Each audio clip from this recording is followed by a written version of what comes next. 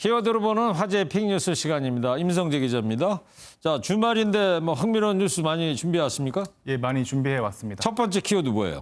예, 김정은이 보낸 풍산개입니다. 네, 김정은 위원장이 몇 년 전에 문재인 대통령에 선물했다는 그 풍산 케이크인가 봐요? 예, 맞습니다. 이 문재인 대통령이 SNS를 통해 이 북한에서 온 풍산개 고미가 새끼 7마리를 낳았다는 소식을 전했습니다.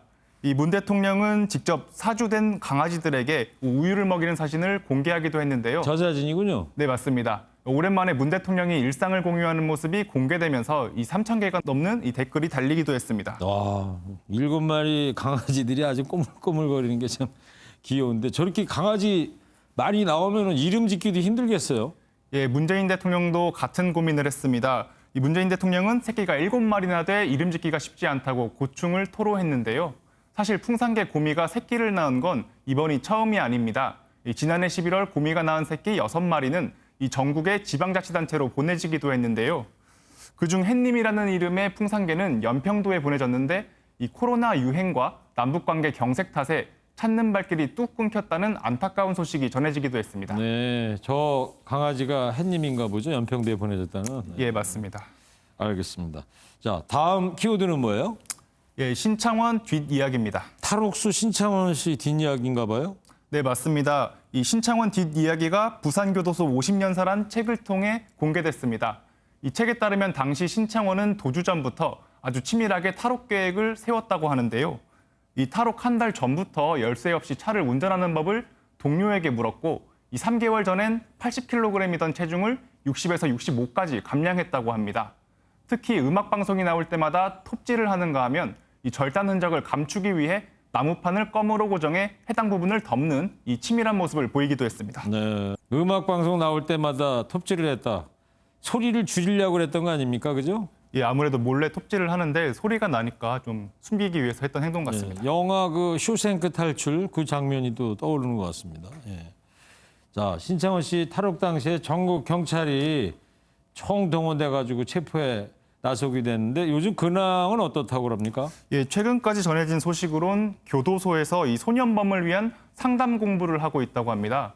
2004년 고입, 대입 검정고시에 합격했고 이 법을 공부해서 이 국가와 교도소장을 상대로 4건의 소송을 제기한 소식이 전해지기도 했습니다. 신창원 씨가 혹시 출소가 가능합니까? 어떻게 되는 거예요? 예, 많이들 궁금해하실 텐데요. 이 신창원의 출소는 사실상 어렵다고 합니다. 이 신창원은 1989년 동료 4명과 함께 강도살인을 범한 죄로 무기징역형을 선고받았고 또 이 탈옥 후 도주로 인해 추가로 22년 6개월형이 추가됐습니다. 네, 그렇군요. 예. 다음 키워드 볼까요? 네, 다음 키워드는 머스크의 조립식 주택입니다.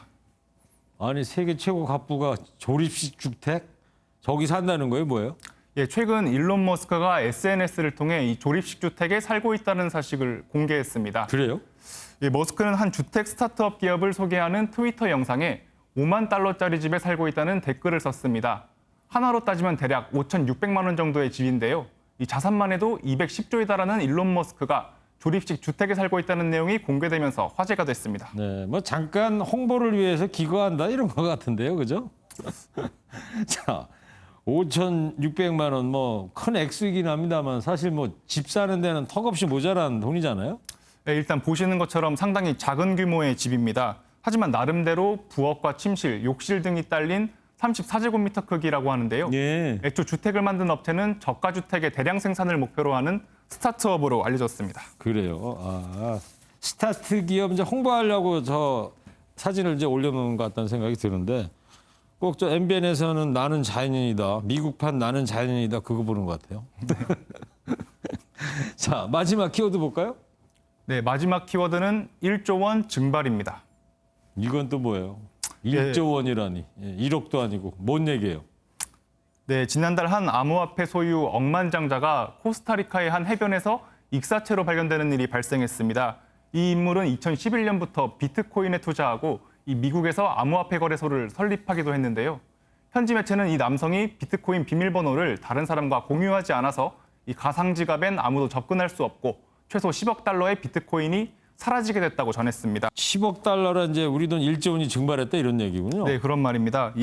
최근이야 비트코인이 급락해서 이제 평가액이 10억 달러지만 지난 4월 가치가 정점을 찍었을 땐 평가액이 20억 달러에 달했습니다. 호호.